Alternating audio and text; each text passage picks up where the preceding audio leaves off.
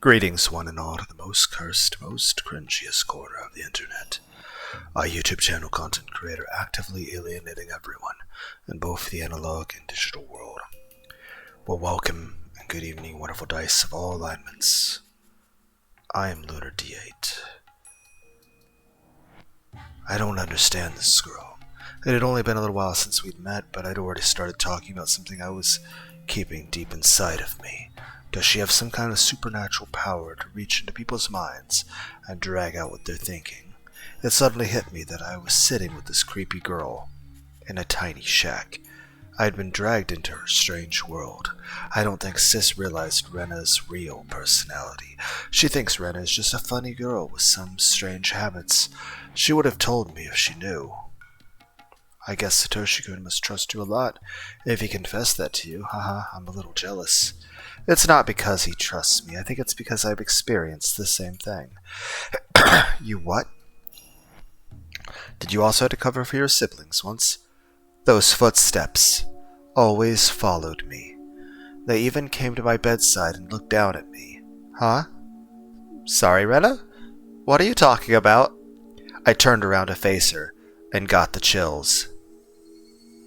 Though she was smiling, her eyes looked ice cold.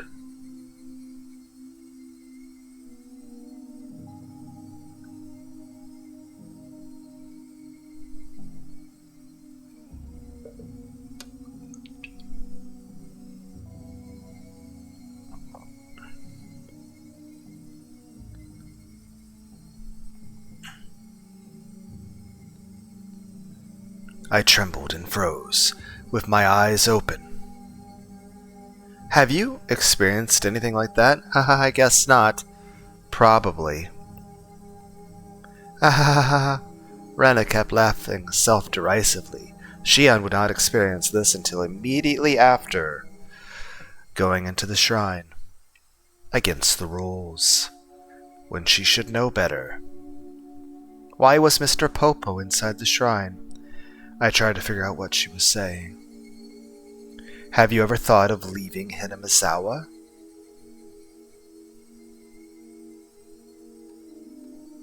And moving to a big city? Have you ever thought of doing something like that? Yeah, outer Hinamizawa, like Okonomiya. That's still part of Hinamizawa. I didn't know how to respond. Rena waited for my answer, urging me to speak with her silence. No, I love it here. Yeah, that's right, isn't it? I knew that. Ha ha ha ha. It didn't seem like a good idea to lie to her. Rena has some kind of power I can't grasp. She can read people's minds just by seeing the slightest change in their expression. So I had to tell her the truth. You'll be okay if that's true. Oyoshiro-sama won't get mad at you. Oyoshiro-sama? Oyoshiro-sama, that's Hinamizawa's guardian deity. I couldn't understand why she mentioned that name. My mind stopped for a moment. That's right, Skibbity Toilet-sama. She calmly repeated the name as if trying to teach me something. Yeah, I remember. Oyoshiro-sama never allows heathens to desecrate Hinamizawa. Oyoshiro-sama never allows the villagers to leave either. You know, Shion, between the fact that you know that the human individuals who run the shrine would literally force you to remove your own fucking fingernails and will literally murder people and kidnap the grandchildren of political, leaders. Just from the human element and knowing that they don't exactly have any sort of favorability, actually the opposite toward you, that should be enough to not fuck with the shrine. But this, even if you didn't believe in the Oyoshiro-sama, even the one that cursed, just this interaction alone should be enough to tell you to not go in there. Heck, even then you're still going into a place you shouldn't go into. And you did bring Keiichi in there. Those are the rules. Slowly, I recalled the fear of the curse which supposedly caused the dismemberment murder and the death of the Hojo couple. When I was sent to the institution, I had this fear. I was scared that if I went to the faraway boarding school, I'd fall under the curse. Now, that being said, I don't think that counts, because you were forced against your will. If anything, the people, such as Oryu-san, should be the ones guilty of the curse. And the fact that you went all this effort, especially the breaking out of the place, to come here, really means that Oyashiro-sama should have saved you from the nail-ripping thing. And here's the thing. I'm not blaming you for the nail-ripping thing. I don't think you deserved that. I think that was way too extreme. And really, the people responsible for that deserve no mercy or forgiveness. But one, the fact that you know that they do that kind of stuff even to you really should have been enough for you to not fuck with rules that they would have considered more serious, let alone this discussion of a deity or this person having this reaction with it, or the fact that we were already scared of it to begin with, or the fact that it's just plain disrespectful.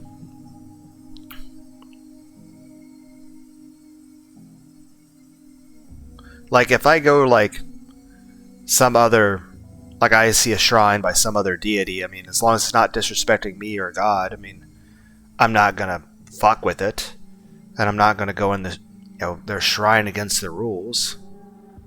As long as there isn't something of mine that they stole from me and put in there.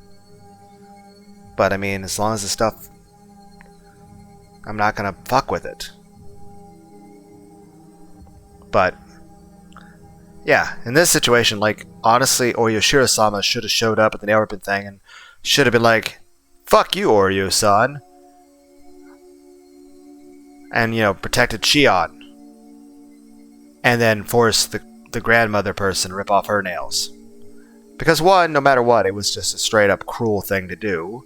And here's the thing, I do feel that if that hadn't happened, or if Satoshi hadn't died, or if Shion hadn't gone to the shrine, none of the bad, any combination of any of those things not happening, the bad things that happened later on wouldn't have occurred. Heck, if Ren had just killed Shion, like I mentioned in the last episode, it would have been a very different story. That being said, yeah, I think in this situation, Shion wouldn't be to blame for this, because she didn't have a choice in the matter. How can you be blamed for something you didn't have a choice in? Now that being said, in that situation, Oyashiro-sama should have protected Shion, and should have punished Oryo. Honestly, it should have prevented Oryo from sending Shion away in the first place. And I think the general rule says this.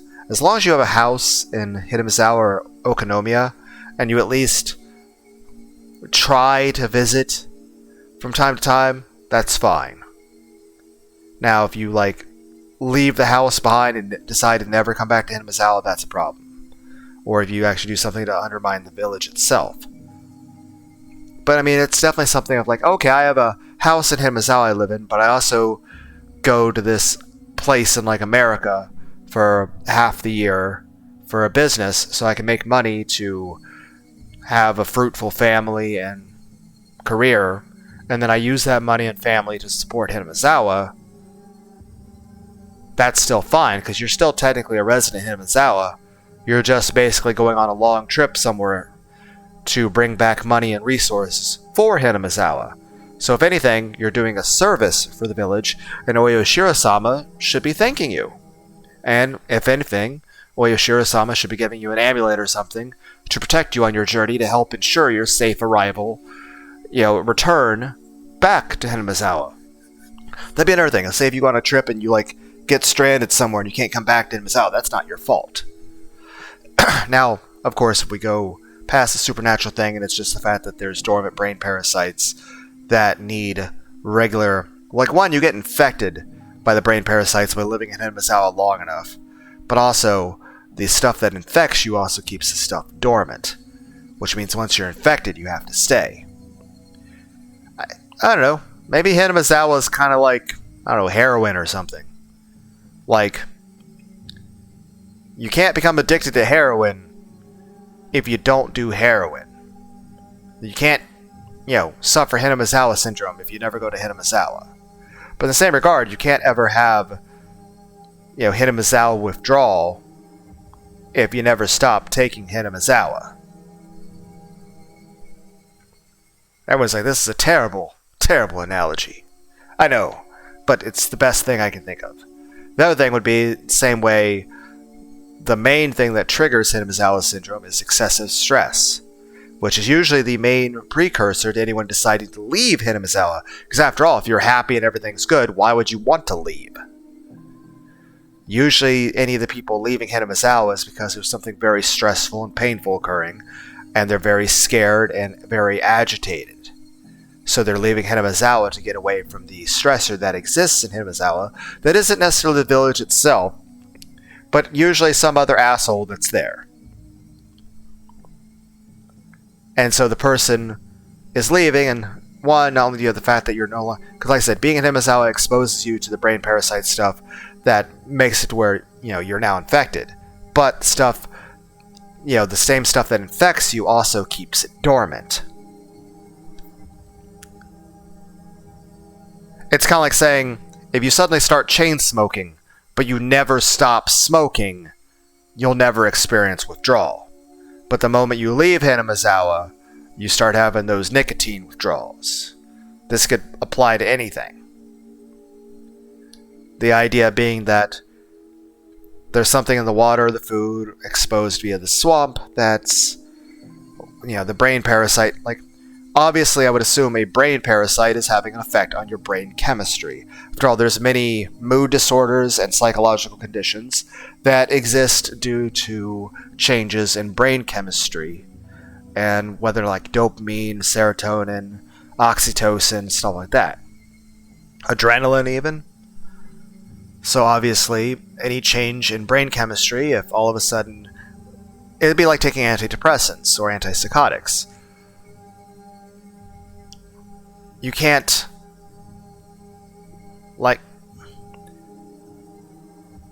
if you suddenly... those are types of medications, same with very strong opioids, that they're the kinds of medications that if you were to suddenly stop taking them, you can die. A lot of those medications... It's very dangerous to suddenly stop taking them. They're the kind of medications that, one, you should never start taking unless it's under the specific, supervision of a doctor. And even then, any changes to dosages, whether it's increasing or decreasing the dosage, or frequency, or the type, or even other medications you take with it, is stuff that has to be overseen by a doctor. Same way if you were taking any sort of strong opioid or any kind of antidepressant or antipsychotic, you would only want to lower the dosage or stop taking it if you had, the oversight of a doctor. That'd be the same with Hinamizawa Syndrome. Hinamizawa Syndrome, this brain parasite has an effect on the brain, even in its dormant state. So, once you suddenly start having that stuff inside your brain, a change in exposure would cause a change in how it's... One could look at it as that maybe the brain parasite has a certain saturation level. Think like creatine in the muscles. And as long as you keep getting constant exposure, well, you're not going to get any more saturated than full saturation. But once you stop taking creatine, it starts, and it can have other effects. There's also questions about how much hydration you need, or things like kidney stones, and effects on other organs, and even the effects like even creatine, or caffeine, or lack of sleep, or even chocolate have an effect on brain chemistry. Heck, you ever eat a bunch of KFC? You'll feel different after that. You ever go to Taco Bell and have a couple large Baja Blasts and some tacos? You'll feel different after that. I'm not sponsored by Taco Bell or Baja Blast, though I do want to get some Taco Bell and Baja Blast now. I'm glad they sell Baja Blast in cans now. Why am I just imagining Rena drinking a Baja Blast now?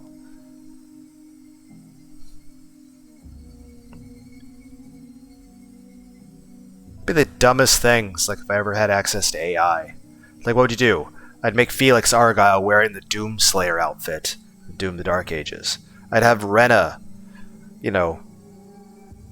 happier and with her mouth open. Yes, it's the Whitest Kids You Know reference. It's a sketch comedy show. There's a dude called Trevor Moore.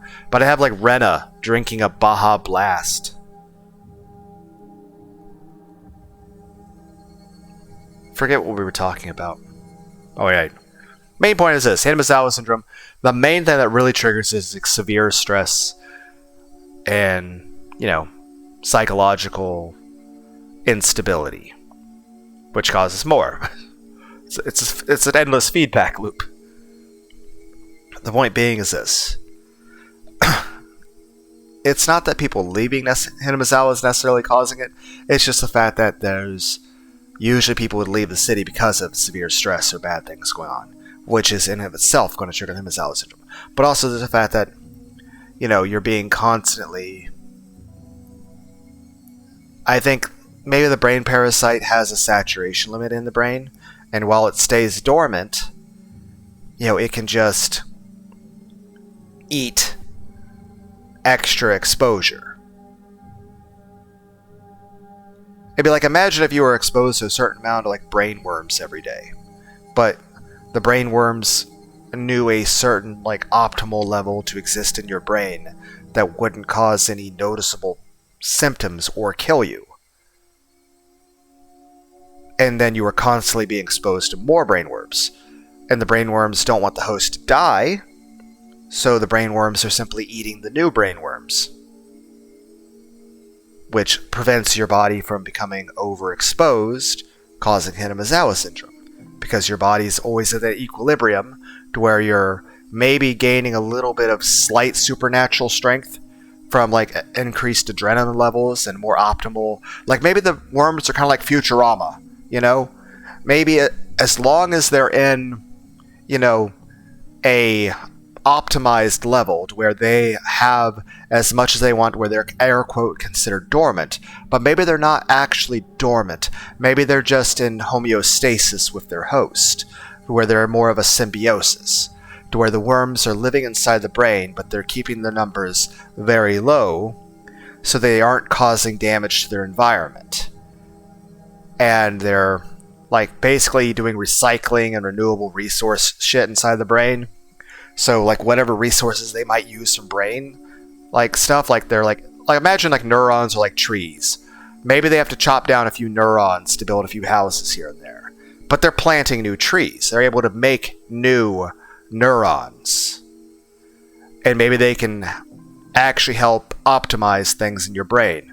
So, maybe at the air quotes dormant level, or the area where they're optimized living in harmony with the human brain host, maybe they're able to actually improve neural functions. Maybe they're actually able to increase your way of healing, your way your muscles adapt, how much physical strength you can get out of the muscles you have, as well as recovery time and the ability to build new muscle, as well as maybe hormone production and levels of, again, various brain chemicals. Heck, technically, the analogs of stuff like psilocybin, DMT, and THC all exist within the brain. Your brain produces its own natural cannabinoids. Most drugs simply alter chemicals that are already naturally in the brain. It's just they have certain levels. It's kind of like iron supplements. Your body needs iron to live. There are people that can be low iron, and a little bit of iron makes a huge difference in the world. But at the same time, too much can easily kill you. Your body, same way I'm like, imagine the planet. Things like exposure to sunlight.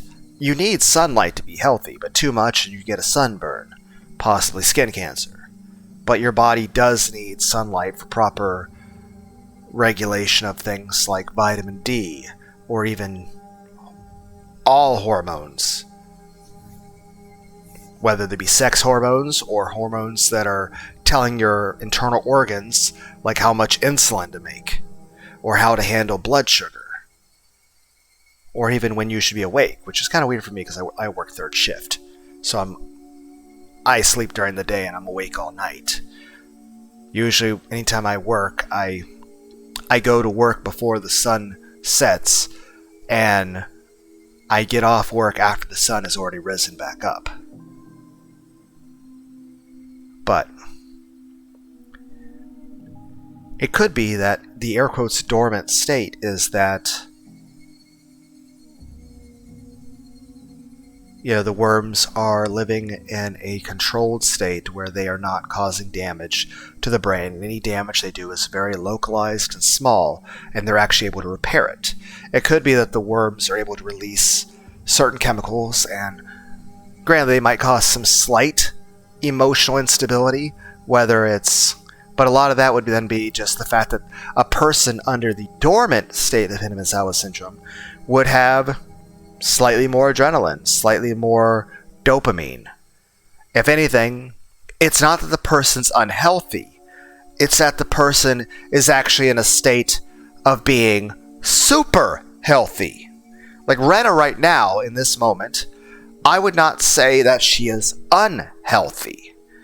Now, obviously, when she goes under full Hinamizawa Syndrome in the later stages, when it comes out of air quotes dormancy, that's extremely emotionally unhealthy and, psychotic and deranged and out of her fucking mind and dangerous to herself and everyone around her. But in the state she is right now, it's a very fine line. Like, being a good person doesn't mean being harmless. Just because Rena has the capacity for killing intent and the potential to become very angry, and it doesn't mean that there aren't times in which that wouldn't be justified or necessary. Take the movie The Odyssey, starring Armand Assante from 1995. Based on the very ancient story from like 3,000 years ago, the Odyssey with Odysseus. A very good quote. It's an easy thing to be angry. What's difficult is to be angry at the right time, the right reason, the right person, for the right reason, and to take the right actions in regard to it.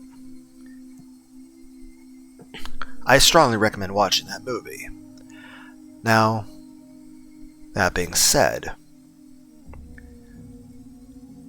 yes, Rena's certainly more on edge or anything, but who's to say that is necessarily bad?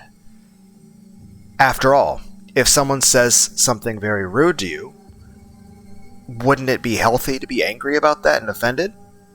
It just depends on what it is. Obviously, there's people out there, especially in modern day, that are, then again, that's been the case of all history, that there's been people that are too easily offended over stuff that's really they're just being upset over.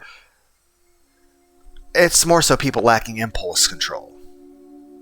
But there's such a thing as too much impulse control. You have to have, there's a difference between being an angry psychotic person who's lashing out over anything and everything and nothing, as opposed to somebody who is completely apathetic, numb inside, and their emotions are just dialed down. I guess the point I'm trying to say is this. There's a point between that you would say is air quotes healthy. That's whatever would be the stable point between being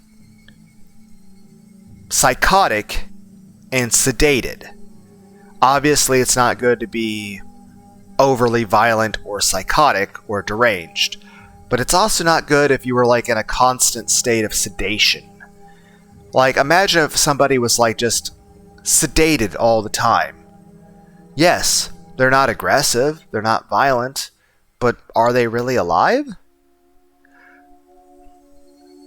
Now, what I'm saying here with Rena's current state, one could consider it a state of being super healthy.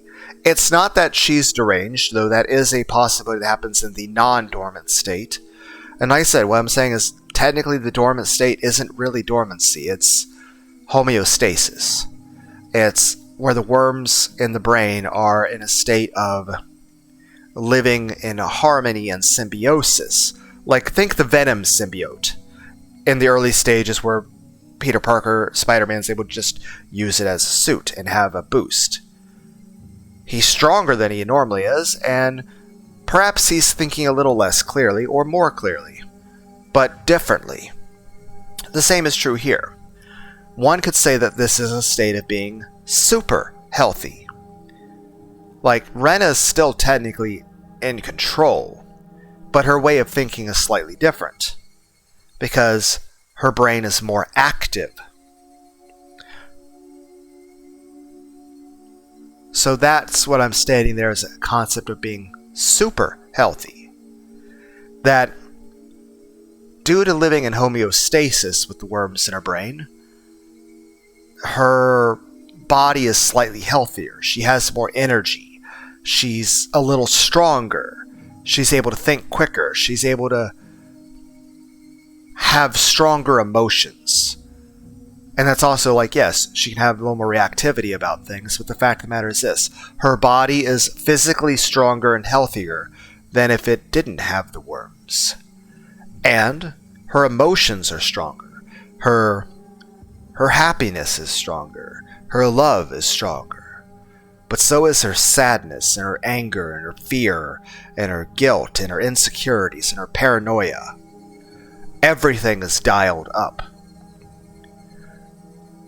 So by comparison, a normal person would be in a state of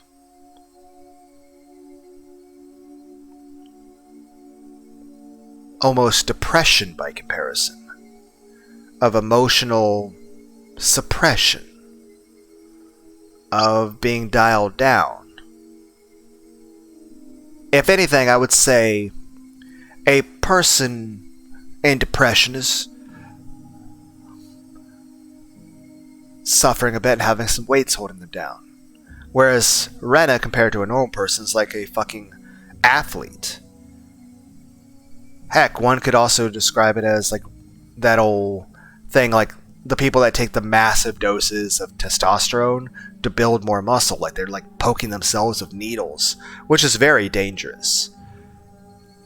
And obviously, there are some people that would take hormones as from a doctor, but that's under a doctor's supervision.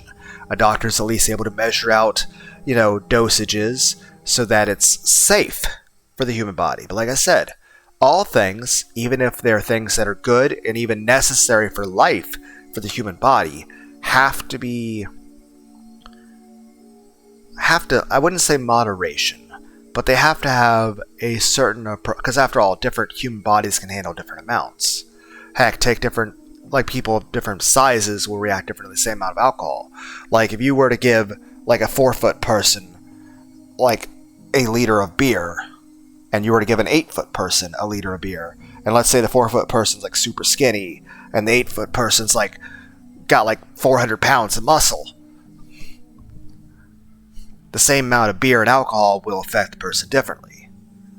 And some people's organs might handle, like if a person has a liver issue. The point being is this. Doctors will be actually measuring the proper dosages. But a lot of those people that are bodybuilders would take massive, massive doses without supervision of a doctor. And a lot of times that stuff they might even take would be tainted. But even in the pure state, the main point is that like roid rage. The person has... And again, these are chemicals that a human body needs. They're things that it wouldn't be good to not have them. In fact, a lot of these chemicals would be things that if your body had none of it at all, you would actually die. It's kind of like, say things like fat or sugar or salt. Your body needs these things to live. I mean, your brain is made entirely out of fat. Your body needs a lot of this stuff for energy transport and even how you make hormones. And like I said, there's many different hormones. There's the sex hormones, as far as for testosterone, progesterone, androgen, all that stuff. But then there's also things like insulin, dopamine, serotonin, like various neurotransmitters even. Your body needs things in order to produce these building blocks. Even your DNA, your chromosomes, even down to the cellular level, like things like mitochondria need these things. I mean, heck, you have a lot of bacteria inside your body. Most of the bacteria in your body is good. Yes, there can be bad bacteria that hurts you, but your body actually, especially your gut biome, uses a lot of bacteria in order to live. Technically, if you didn't have that stuff, you wouldn't be able to live. Same thing like DMT. DMT actually naturally exists in the brain. You actually need a little bit of it in order to function. But obviously, there's people that take like artificial amount of it that's far beyond what would ever naturally occur in the body, and well, they see some crazy shit. So, now, question is, what effect does that have on the person long term? I have no idea. All I can tell you is this, that your brain naturally produces it in very small amounts. Same thing with various types of cannabinoids, which are very similar to THC, but there's also CBD, which is similar to that, but does not have any of the psychological, no, that's not the correct word. Psychedelic effects? I think that's the best description. The main point is that CBD is supposed to help your body to recover quicker from injuries, and it's supposed to help your organs recover, but again, these are things to consider with a doctor before just taking, but I mean, they are things just readily available at a supplement store. Whereas, you can't just go to a supplement store and like buy a bag of weed or psilocybin mushrooms or a bunch of DMT. So, obviously that stuff's considered a lot more of a controlled issue. But I mean, there's always new things coming out in the supplement stores that after a few years get made illegal or regulated because they decide the stuff's a little bit more not necessarily dangerous, but the likelihood of it being abused or used in a way that could be dangerous or harmful.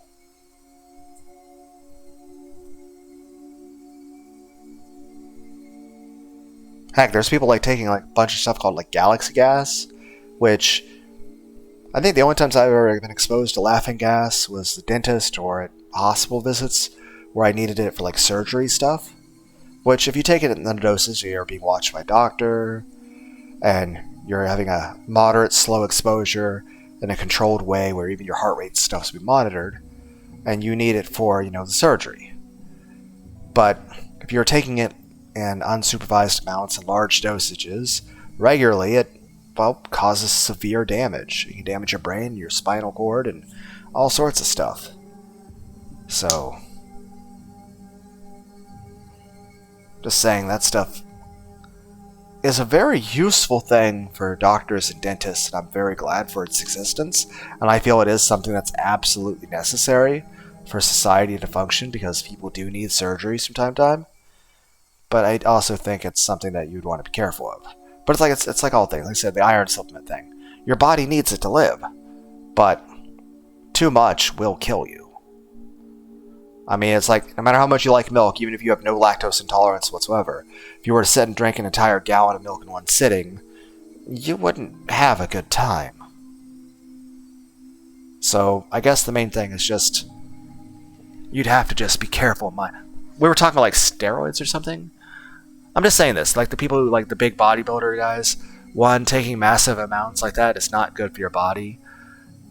And, well, also roid rage and psychological instability. The main thing I'm trying to say with the early stages of Hinamizawa Syndrome is that, hypothetically, if it stays in early stages, it, if anything, is only a health benefit. Your state of being super healthy. Your body heals faster, you have more physical strength, and you might even live a much longer life. It would be comparable to taking a bunch of supplements and medicine from your doctor.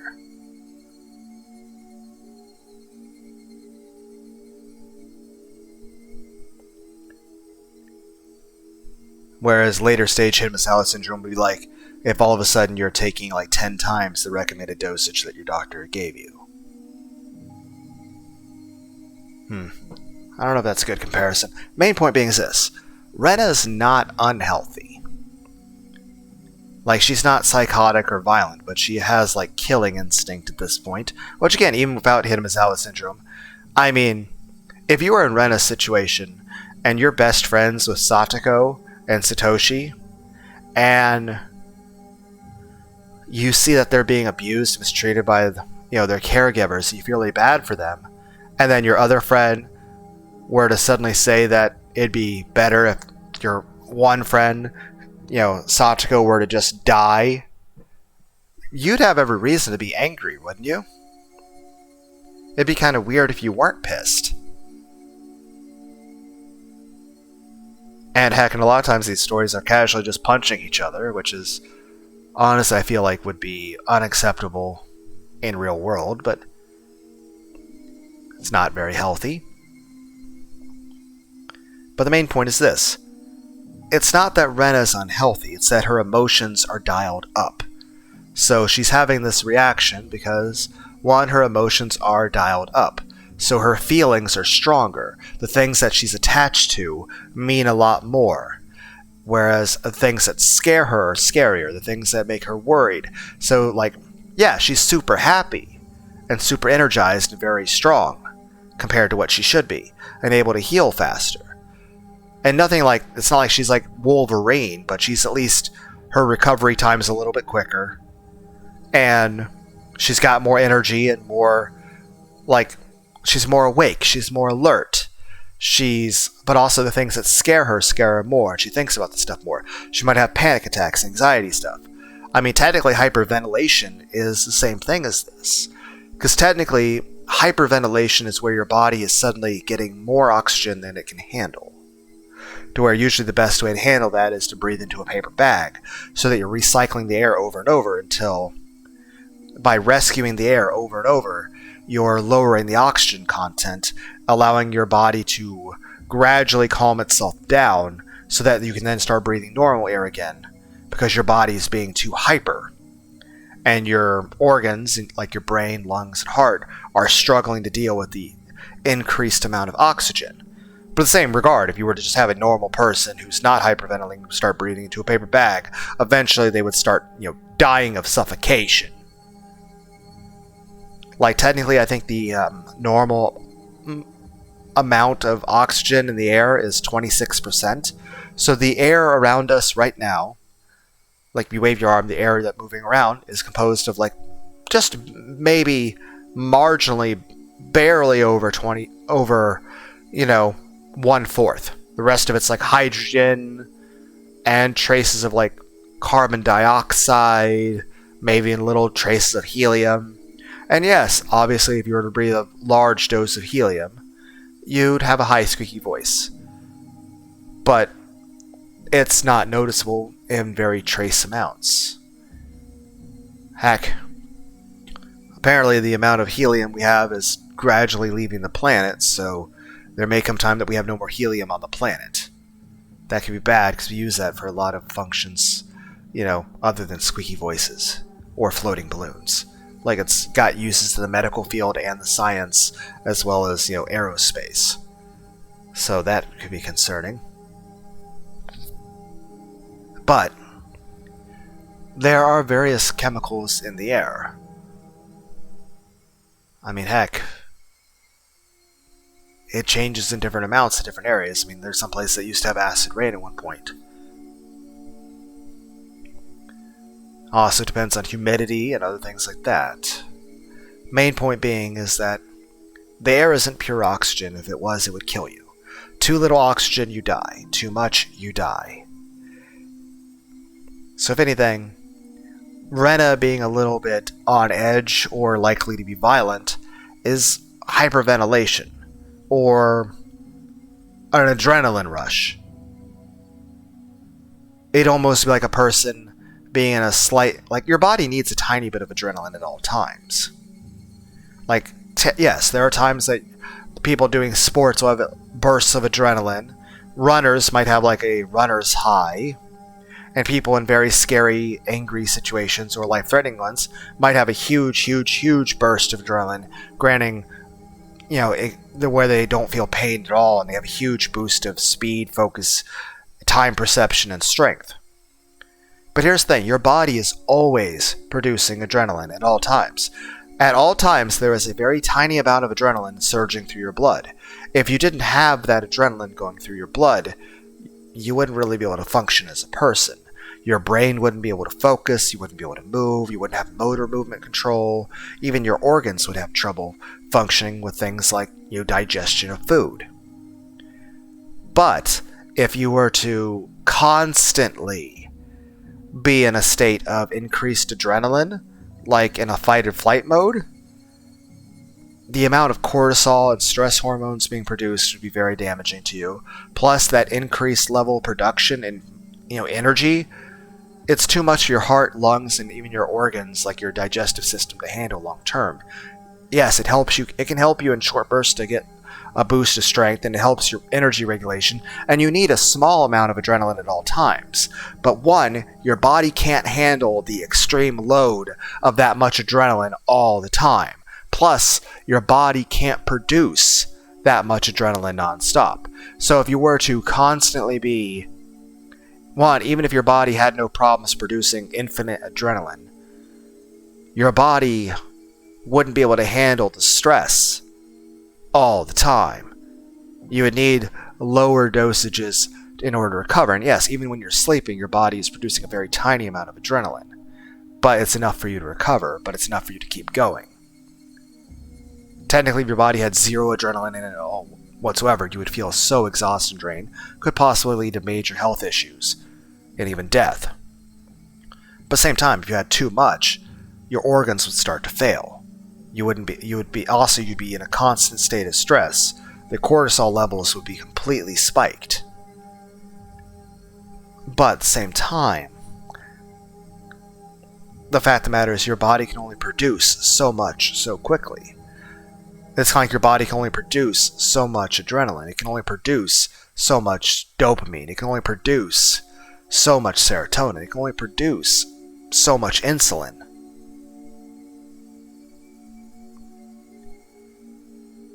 I mean, heck, technically your neural network functions off of a combination of chemical and electrical responses. I mean, both in terms of the electrical production and the chemical production. One, your body can only produce so much, and it can only handle so much at a time. Same way with blood. Your body can only produce so many blood cells at a time. One, your body can only handle so much, but also it needs a certain amount of blood. But at the same time, your body can only make so much too.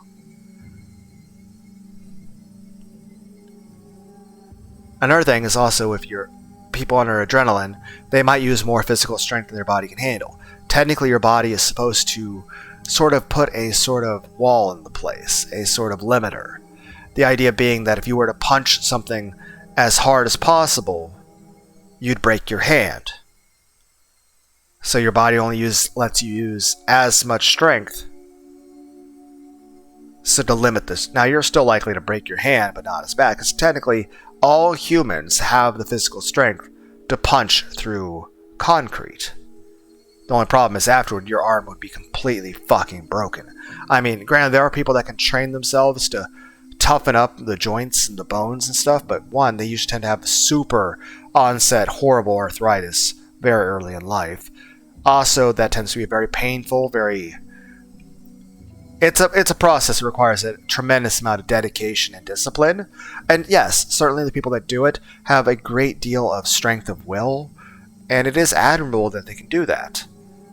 And heck, not only does it take a lot of hard work, but even then, not everyone can do it even with hard work. But even then, it requires a bit of suffering, and the question is that even worth it? Especially that the amount of injuries, people tend to break fingers and stuff like that along the way. I mean, there's people that practice martial arts, and that's good, but a lot of the people that are very good at it have put in thousands upon thousands of, sweat dripping hours of effort and work, and they've been through injuries. They've had to break things from time to time, and I'm just saying, that is a lot of hard work and a lot of, suffering to have to go through for that. So the question is, is it worth it? I would say to anyone who's like a professional athlete, it's probably worth it to them. But I'll tell you this, it's not something everyone can do. Not everyone has the one physical ability to do it, but also even if they do, a lot of the people, even if they have a physical ability, just don't have the strength of will as a person to do it. And a lot of times you have to also be mindful of things like just the rest of life. I mean, and again, that's just that balance. For example, why do you not jump off a 3-story building? Because you'll probably die, and if you don't die, you'll probably wish you were dead. Now, are there people out there that can probably jump off a 3-story building without getting injured? Probably. That being said, even those people, they're taking their life in their hands every time they do that. It's still very dangerous, and I'm sure it still hurts. But also, I'd imagine like the average person, if they were to just land on their feet, no matter how they roll, their fucking knees are shattering, and they're not walking for the rest of their life.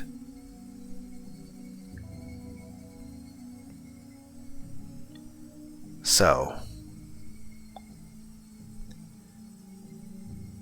I assume everyone listening to this understands what I'm trying to say. Main point is this: Rena is a state of being super healthy. The worms are living in homeostasis in her brain, in the air quotes dormant state, to the point that it's not hurting her. But it is having a psychological effect on her because her brain and body are more tuned up than normal. It'd be like, imagine if you're a person who's used to driving a normal car all the time, and then all of a sudden you were to step into a supercar, a car that's all souped up with a super powerful engine, and you don't even know it's a souped up car. You go to drive it like a normal car. Heck, even if you know it's a souped up car and you try to drive it, it's still going to be a huge adjustment, and you're more likely to get into a car accident because you really don't know how to handle it. Now imagine if you're a person who's been driving like a beat up, Toyota for 20 years, and all of a sudden you just step into a car from NASCAR, and you don't even know what a NASCAR is. You're just like, oh, this new Toyota looks really cool, and you go to drive it exactly like your beat up Toyota.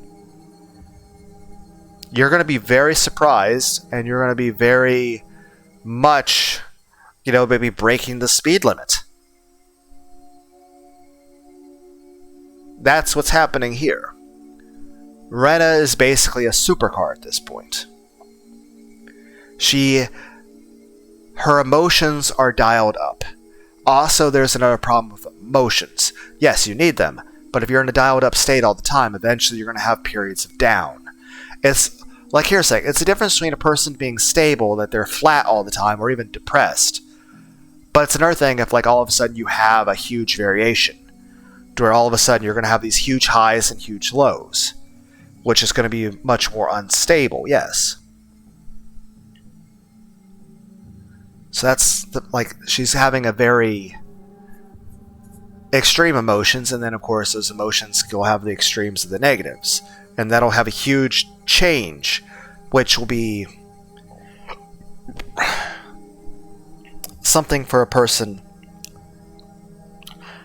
It would be like saying if a person has huge mood swings. On the one hand, it's healthy that they have such strong emotions, but it could also be seen as very unhealthy that they have perhaps less control over those emotions, or the fact they're just not even used to or even understand how to deal with those changes of emotions.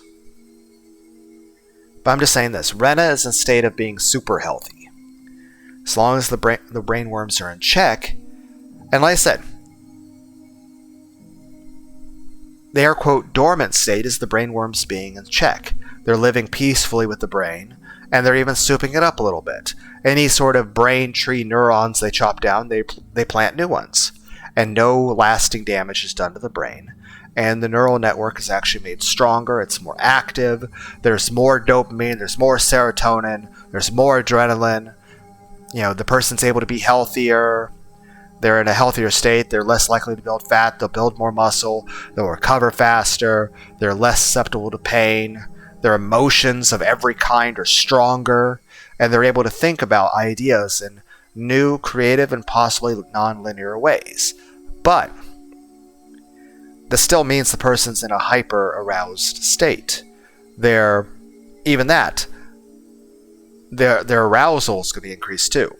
So they're going to be hornier, they're going to be angrier, they're going to be happier, they're going to be more scared, they're going to be having panic attacks. They're going to have moments of extreme infatuation, almost like fucking drug highs. They're going to have moments where they're very, very fucking horny, or very, very happy, or very, very depressed, or maybe feeling very paranoid. But it's not necessarily unhealthy so much as the emotions are just dialed up. The energy is dialed up. Their alertness is dialed up. The problem is if you go to later stages of Hinamizawa Syndrome, where the person becomes outright deranged, psychotic, seeing hallucinations, their emotions are completely beyond dialed up, and the engine is on fire, and the gears are breaking. There's a difference between having a supercar that drives really fast and a supercar that's being driven way past its limits, where the engine's overheating, it doesn't have any coolant, and the tires are busted and it's still going at full speed. That's what the later stages of Hinamizawa Syndrome are. And of course the person is like scratching their neck via hallucinations and severe stress, and not properly registering the pain responses correctly. And they're definitely not thinking clearly. And their amount of anxiety and fear and anger is just dialed up to a point that they no longer... It's not an issue of, they're not used to the emotions. It's just like bipolar or something. It's an issue of the emotions are just so far beyond control. Like obviously, emotions in themselves are not bad. They're good. But it's not only bad if a person has a complete lack of emotions, but it's also bad if a person has just the emotions dialed up to the point that they're like beyond their ability to control whatsoever. Same way physical strength. Obviously, it'd be very bad if your body's too weak to where you have like fibromyalgia or multiple sclerosis, to where like or like being paraplegic. That's horrible. But in the same regard, if you're like fucking Superman, here's a question: how do you, I don't know, open a door without ripping it off the hinges? Like imagine if you had to carry eggs, or a carton of eggs, or groceries, but you had to use your full strength at all times. Like, you couldn't just lightly close your hand. You either didn't close your hand at all, or you closed to a full amount of crushing force as if you were like trying to smash an apple. Well then, how do you carry eggs?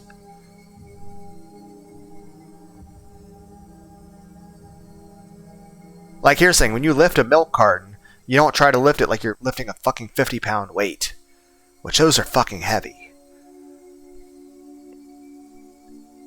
There was a time where I was trying to curl a 60-pound weight, but I was more so using my legs and my back to swing it up, so that wasn't really using my arm muscles. Also, I was hurting my whole body doing that. Maybe in time I might be able to do that properly, normally, with good form and actually legitimately, but that would take a significant amount of time and training, and even with that, I'm not sure my body is capable of ever achieving that. But like, here's the thing, you ever go to lift a milk jug that you thought was full, but it was actually almost empty? I've done that several times, where I've gone to lift a milk jug that I thought was full, that I thought was pretty full, but it actually had barely anything in it. Like, you think of the milk jug, because you don't really see it very well through the shade of the milk carton, it's hard to see, like the big old milk gallon jug. You think it's full. You think, okay, there's maybe like you only took 1 cup of milk out of it already, and it's still mostly full, but there's actually only 1 cup left in it, and you lift it way high in the air above your head, because even though you're only going to try to lift it, like, you're going to try to lift it up to where the cup is. And here's the thing, you haven't like unscrewed it, because here's the thing, you take it out and you're going to lift it up about a foot higher to be around, in between your nipple and chin level, at where the throat is, so you can remove the cap and then pour it into the cup. But instead, you like lift it way above your head because your body lifted it with the amount of force that you thought was necessary. But there was less in there, so it was lighter than you thought. Same way, why it's a very bad idea to run in the dark, because your eyes are naturally looking at the ground, and it's sort of telling you, your depth perception of how far you are from the ground. Now, granted, there's other things that tell you, heck, there's even like little crystals inside your inner ear that sense balance and stuff. But the main point is this. In the dark, your eyes do a worse job of judging depth perception. So you're more likely to stumble or make awkward leg movements that could hurt you or trip because you're doing a worse job of being able to tell how and where you're moving your legs. I guess there's different ways. There's people that can be drunk too, but that's more so a brain issue in regards to your balance and I think it's limbic system? I'm not sure. But it's the muscular control system of your body where you're not really controlling it right. But then there's also strobe lights.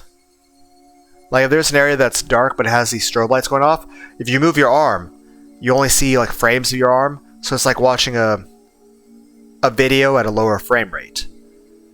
So it's almost like seeing a very quick slideshow, which also messes with your ability to... It's, again, same when you're playing a video game of very low frame rate. Like, imagine if you were playing a first-person shooter at 120 frames per minute. Or second? Yeah, per second. Like, imagine you had 120 frames per second. That would be considered very smooth, right? If I'm mistaken, if you feel 60 or 30s adequate enough, let me know. If you feel that some number higher than 120 is necessary for a smooth image, let me know. I can't say I play with anything super advanced. I mean, I have a PS5 and I have a laptop. And I can't even really play FPSs on my laptop because it can't handle that stuff. It could barely handle it to begin with. I'm glad it was able to handle Resident Evil. But by the time I did a Let's Play of Shadow of War, it was just a PowerPoint presentation of Italians stabbing orcs and me yelling. But I'm just saying this. Imagine if you were to play a first-person shooter at 120 frames per second, and then you were to play that same one at 10 frames per second. Maybe 5 frames per second. 2 frames per second.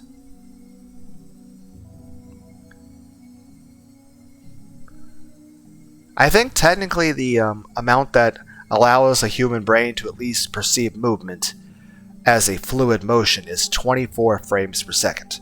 So I think technically since all images we're seeing as movement is just drawn pictures, that's originally how animation was. It was just a series of drawn pictures. In order for it to be a fluid, and heck, a lot of times what you'll do is you'll do keyframes and you'll do frames in between. Just depends on how you're going to animate stuff. Anyway, I think 24 frames per second is the minimum threshold in order to trick the human brain in order to thinking that it's a fluid motion. Now, obviously, adding more frames makes it more fluid.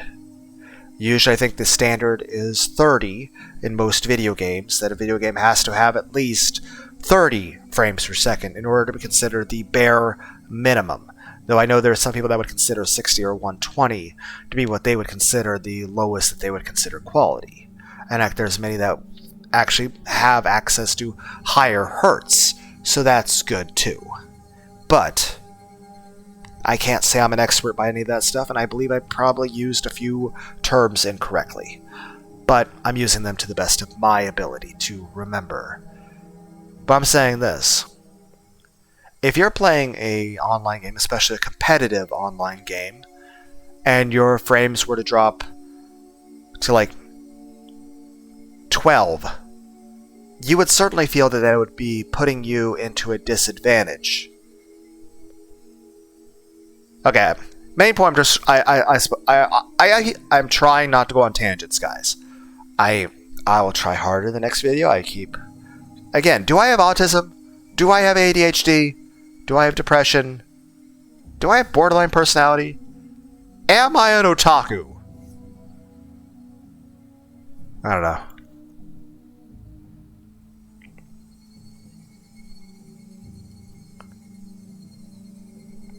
Hey, at least we haven't had a rant about me talking about futanari and femboys and stuff in this game, so yay!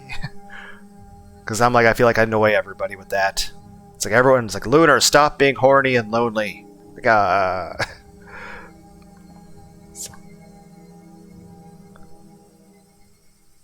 It's like, and now we proceed to Lunar talking about his erection. But anyway, back to the Hinamizawa Syndrome thing. The main point being is this: the worms live in homeostasis with the brain and actually don't cause the brain any damage, but do cause some psychological symptoms caused by a person's neural network being overactive. So it's not that the worms are hurting the person, it's that they're dialing up the dopamine, serotonin, and adrenaline and emotions, so the person's in a very hyper alert, hyper aroused state, so that their feelings, emotions, and even way of thinking are altered. But they're not actually damaging the brain.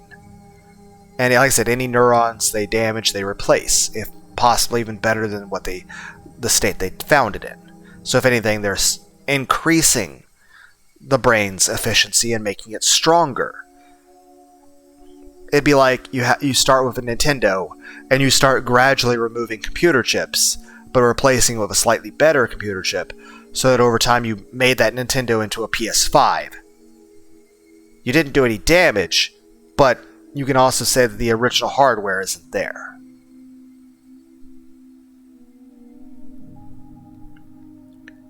Maybe not that dramatic, but you get the point. Technically, Rena's not suffering any physical damage to her brain, but her emotions are dialed up, and they are perhaps maybe at times a little bit more than she's able to handle. The other thing with hyper strong emotions is that you'll have periods of downs in between, where your emotions will subside. I mean, that's true of all people. You won't be happy all the time. And you'll have periods of... And of course, if your emotions are dialed up, those hills and valleys are going to be much more steep and deep.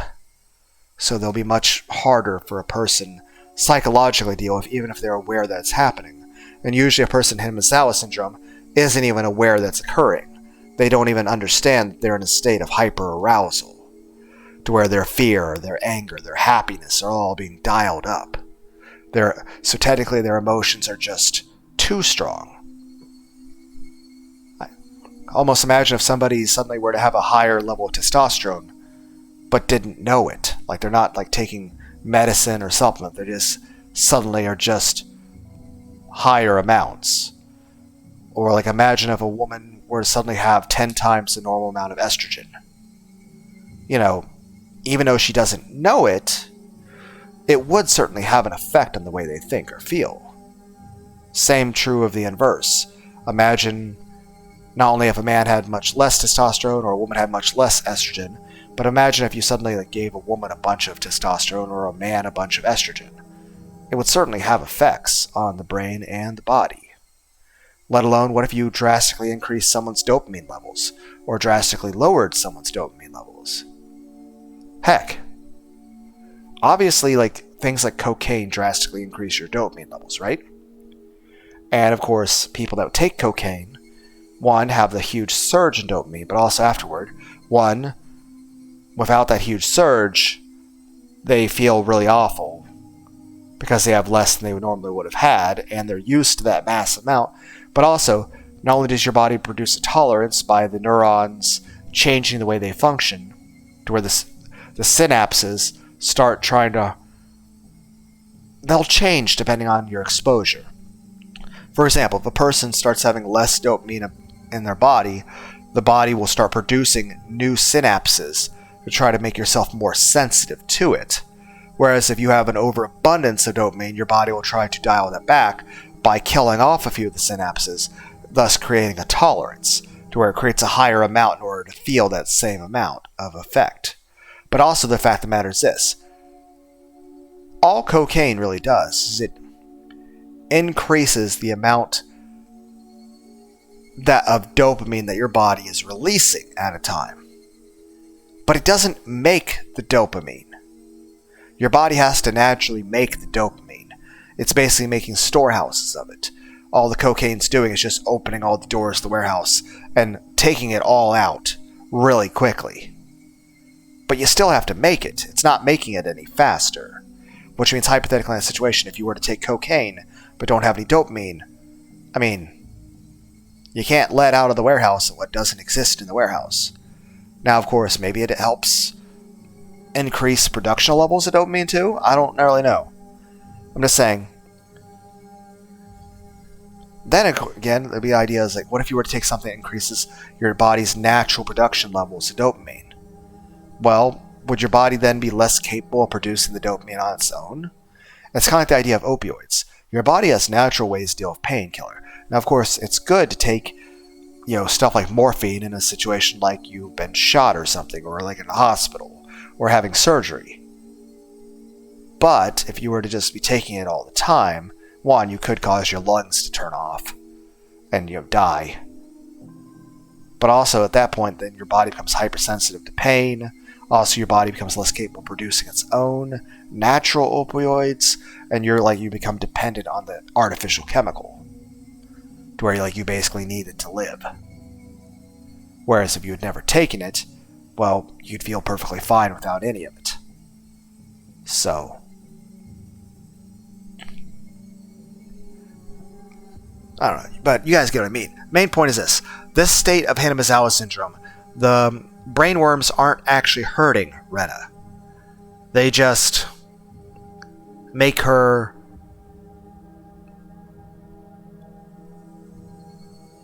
more alive. The problem is if it becomes the later stages of Hinamizawa Syndrome, which technically can go back to earlier stages. And that would be like if the worms become way too active and way too much of the brain. Now, obviously, when it gets to a certain amount, it could always go back into an earlier state, to where the worms call their own numbers and go back, and they can repair the damage they've done to the brain. But of course, there could eventually be a threshold where the worms are out of control, their numbers can't stop growing, and they can't or won't, or any combination of that, go back to an earlier state. And even if they could, the damage that they've already done to the brain is irreparable. And it could be that the reason why the person becomes psychotic at that point is because if the worms are too high in number, then they can't, live in symbiosis anymore, and they're taking more than they get back. At which point they're gradually causing more and more damage to the brain. And as they grow in number, that amount of damage exponentially increases and keeps compounding itself worse and worse. Now, the reason why leaving Hinamizawa would cause the issue is because the worms would have a maximum saturation level that they consider balance. But obviously, yes, they're eating a few brain cells here and there, but they're planting new trees. But perhaps their main diet at that point is the new exposure of worms. That being in Hinamizawa, you're constantly being exposed. But the worms that are already established, rather than letting the new worms set up shop in their own settlements in the brain, are eating the new worms as their food source. Thus, they're not causing damage to the brain because they're eating all they need of other invaders. But the moment the foreign invading species are no longer a threat to the brain, well, now the worms that are already there need to eat something. So now they're eating more and more. It'd be like if you're a bunch of farmers, you have sheep. But You're not eating any of the sheep. You maybe eat like one or two of the sheep here and there, but the sheep are reproducing faster than you eat them. But there's wolves that are constantly attacking. So you're eating the wolves. And there's like infinite wolves coming. So you'll never run out of wolf meat. But then one day, all the wolves are gone. And you're pretty hungry. So now you start eating the sheep. And you're eating the sheep a lot faster than the sheep reproduce. That's what's happening with Hinamizawa Syndrome. That's why leaving Hinamizawa Syndrome, while leaving Hinamizawa, causes... I'll put a couple links to other descriptions of Hinamizawa Syndrome in the description below, but you guys get what I'm trying to say. Basically the worms are staying in a stable relationship with the brain because they aren't consuming more of the brain than they can repair, because they're mainly satiating themselves off of the new worms that are wanting to take over the brain, but they're eating those worms first. So they're protecting the brain from these other things that would be hurting the brain. Not out of goodwill, but because those are perhaps more tasty to them, or just readily available. Another thing is, if you can find food that doesn't destroy your environment, that's good.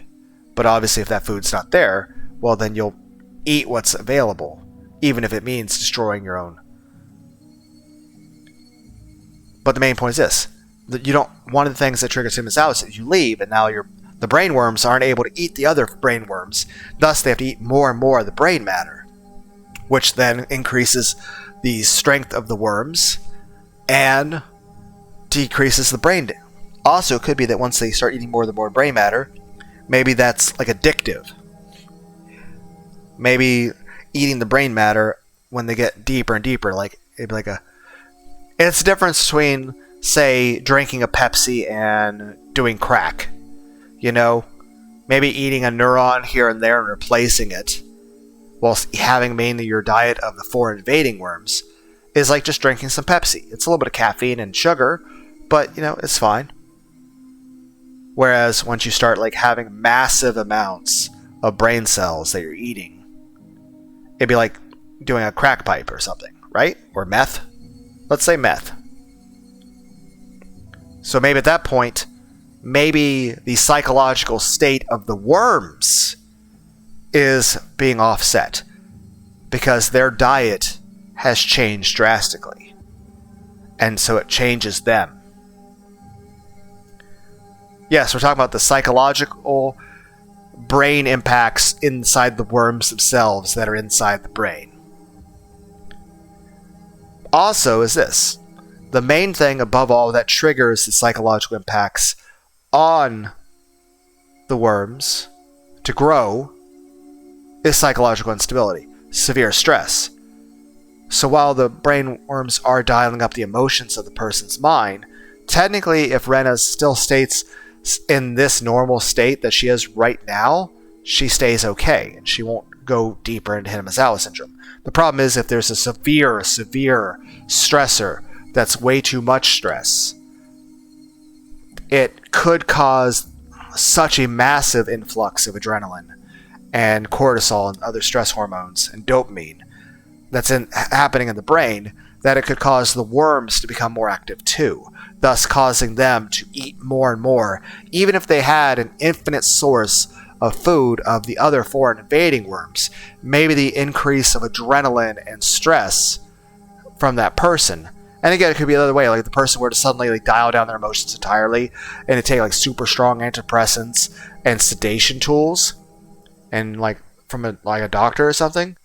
It could be that the worms would still lash out and start eating parts of the brain because maybe they need a little bit of that reaction of dopamine that's higher than a normal human reaction in order to have their own optimal health levels, so that if a person were just having normal human emotions or even severe depression, maybe they'd start eating more of the brain because they need that a little bit of dopamine that's more than normal. So the amount of increased emotions that Ren is feeling, both of positive and negative, in her current state, maybe the worms need that level in order to exist. It'd be like also saying, imagine if there was a type of like brain worm. Heck, imagine if there was a very large singular brain worm that's like a snake that could go into a human body and curl around the spinal cord and actually like control the human like a puppet. Like think of like The Last of Us, but intelligent. Maybe like vampires or something. I mean, no offense to actual vampires out there. I'm just saying this. Imagine if there was like a really large worm that's like the size of a snake that could actually burrow into a human and curl around their spine and develop its own consciousness and control the person and be their own person, separate identity, like a split personality type of thing. But then imagine this snake would, like this really large worm, needs the electrical signals from a human body in order to live at all. It'd be like, imagine if you were to take this worm and like say it's like maybe aquatic and it has to like live underwater and breathe like a fish. But then you go to put it into a fish tank and it starts dying. But then you get the bright idea to hook a car battery to the water. And now it's suddenly super healthy and alive and happy. I mean, as happy as you can tell a fish or a snake or a worm can be. You know, because they don't exactly have faces, and if they did, it'd be very creepy and scary. I'm just saying this. What if there was a type of fish that needed the water to have an electrical... I mean, there's types of fish that care about whether it's salt water or fresh water, like lakes or oceans. So, what if there was like a type of fish that cared about, like, it needed the water to have a certain amount of electricity flowing through it in order to live? Heck, imagine if you had a large open air area that had, like, maybe you needed a certain, like, ionization or electricity in the air. Or what if there were animals that breathed oxygen but needed a certain amount more oxygen in the air than humans? I mean, technically, during the very early periods of the Earth, there was a time where there was much higher humidity, much higher temperatures, and much higher oxygen content than there is now. It was the era of the very large insects. Because technically insects breathe through their exoskeletons, through their skin, which is a much less efficient way of breathing than using lungs. But they're still technically breathing air.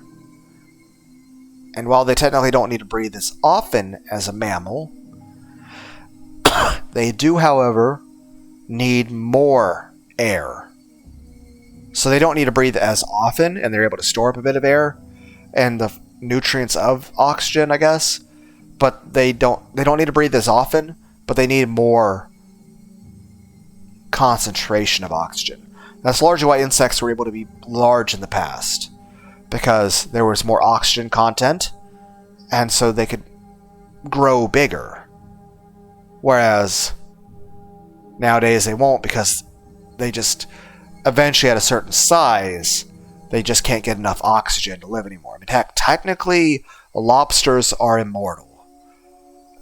You know, because they don't technically get cellular damage from aging, both on the cellular level or on the organic level, like organs. So, the thing being is this.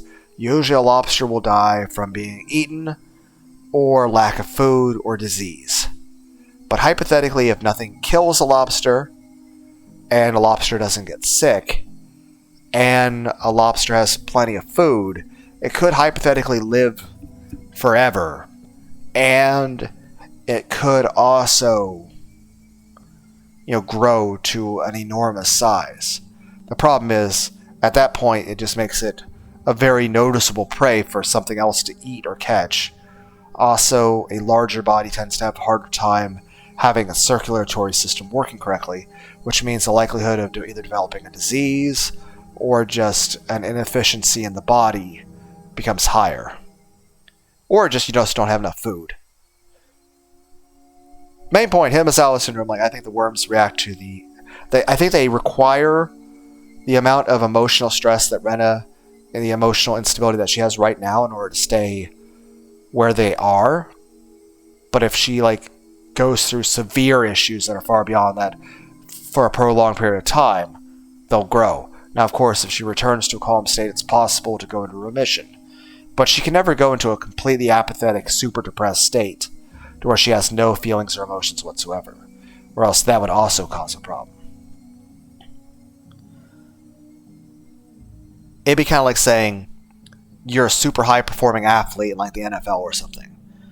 Gatorade and stuff with electrolytes is good, as well as eating extra protein. Now, obviously, if you were to eat nothing but protein all the time and nothing but Gatorade, that would not be healthy. But having some of it here and there, good for you. But in the same regard, if you were to go to eating nothing but rice and water, you're not going to maintain your muscle, as well as you're going to have psychological issues. For example, it wouldn't matter how much you care about certain things in life. If you're in a hungry state, you're going to care more about food than anything else. That even if you were to put yourself in a hungry state in order to achieve some sort of goal, eventually your body's going to prioritize, getting a peanut butter jelly sandwich above all other things in life. I mean, largely a lot of the chemical responses that occur in the brain, a lot of things in terms of not only how we biologically adapted as human beings over the generations, but even how society itself functions. Things that have happened for thousands of years that were the norm, largely happened because it was an evolution that took place of what was most efficient for survival of the species and survival of the individual. Same thing with your own private ecosystem of your body. Your brain largely is doing whatever it thinks is most important for your survival. It's also largely why it's so hard to lose fat, because your brain doesn't concern itself with, oh, you look fat and chubby. It concerns itself with, this is extra energy stores, and we need this stuff in case there's a famine so we don't die of starvation. Your body doesn't care about aesthetics. Your brain doesn't care about that. Your brain cares about what keeps us alive. And of course, the reward centers. The dopamine stuff, from massive amounts of sugar or calories, that you're rewarded with because your brain sees that as, this helps us with survival.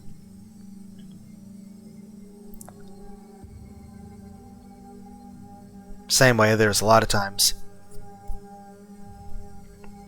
dopamine is good. It's a necessary thing for your brain. Your brain can't function without it. Your body can't function without it. Your brain can't function. You can't think without it. And you can't be happy without it. You can't have motivation without it. But obviously way, way too much is also bad too, especially if you're inducing it in artificial means with chemicals you won't always have access to, with chemicals that can deplete your stores faster, you can replenish them, and with chemicals that can have additional negative effects on your health that could cause irreparable damage to other parts of your organs that you need in order to live. So, yeah. I guess the main moral of the story is, don't do cocaine or have brain parasites without doctor supervision.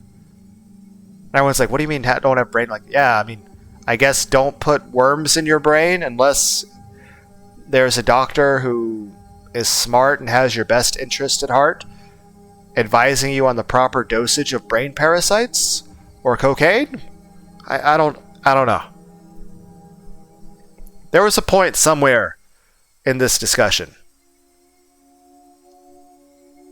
We'll just look at the lovely town of Hinamizawa. Anyway, I'm gonna end the video. I will try harder. I've said that 100 times.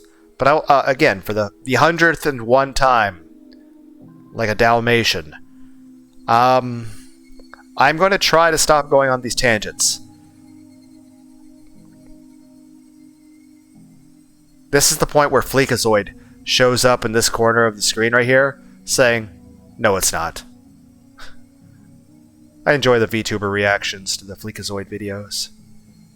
It's really funny. Okay, later, guys. Bye. Also, I hope everyone has all the hugs and head pats you could ever need, and I hope you don't have brain parasites. And if you do, I hope they're under doctor supervision and under optimal levels, so that it's like a Venom symbiote from Spider-Man, and you have superpowers and are happy. I don't know what I'm trying to say here.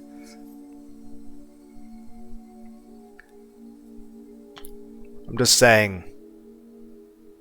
I guess this was the video where I tried to explain Hinamizawa Syndrome. In, like, it's that one episode of Futurama. Though it does make me wonder, like, what if you like start putting Hinamizawa Syndrome into other animes, like Futurama, or like Dragon Ball Z. Like, imagine if Goku suddenly had Hinamizawa Syndrome. Though, you guys remember, like, their debut of the AI stuff, where people are doing the filters, like the Studio Ghibli anime filter over things? Heck, people are even doing South Park filters on different pictures. What if people did, like, a Hinamizawa filter over real-life pictures? Or, heck, what if there was a Shadow of War mod that, like, what if it was just open and people were modding it like fucking Skyrim, to where, like, you have, like, a Hinamizawa Higurashi When They Cry mod. Like, you just get jumped by fucking Rika in the middle of fucking Mordor. Or what if it's just, like, all the anime, like, all of a sudden you have, like, fucking Captain Mickey Mouse, and then there's, like, Cloud Strife, and then there's Astolfo, and then there's, like, Sylvia, and then there's, like, Ainzul Gon and Rimuru and Master Chief. And you're, like, in the middle of, like, Cyberpunk 2077,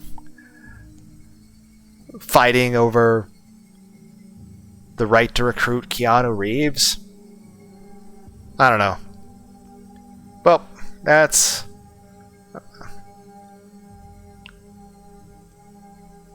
I guess I'll end this with this.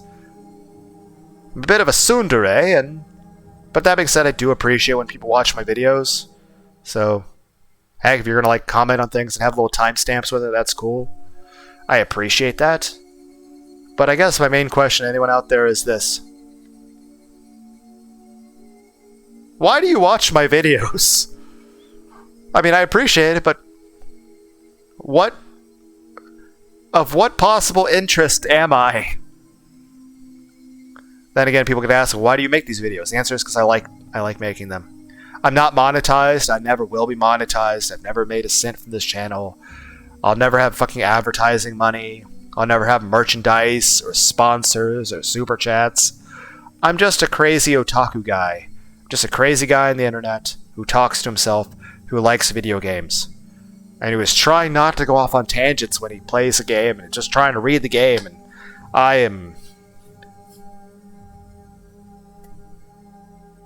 apparently am failing at that, but I'm going to keep trying.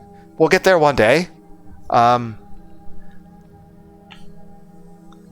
yeah, I just like making these videos. I remember the old days of Ultra J-Man and ROM Scout, I Want to Be the Guy, and How to Be a Complete Bastard, and Battle Kid 1, Fortress of Peril, Battle Kid 2, Mountain of Torment, Proton John with Lunar Magic, Kaizo Mario World ROM Hacks, Freelance Astronauts, S.A. Maxwell Adams, Super Mario Bros. Wii, Mass Effect, Prototype, Legend of Zelda, Worms, LOL, Pepsi Man, Pepsi Man. That, I mean, we also got. I mean, I like anime. I like Let's Plays. I like video games. I like music. I like the original Pokemon soundtracks. You know, the original Pokemon movie with Mewtwo, Pokemon 2000 with Lugia, Pokemon 3 with Enki. Yeah, I'm ending the video now before I go off on another tangent for like 3 hours. I'm just saying I like the old DBZ soundtracks and Dot Hack Sign and Bubblegum Crisis Tokyo 2040, The Slayers. I like anime music, especially stuff from like the 80s. The music from anime in the 80s was fucking awesome. Heck, a lot of 8-bit music like Dragon of Spirit, The New Legends, and Robo Warrior for the NES. Absolutely amazing 8-bit music. Bye.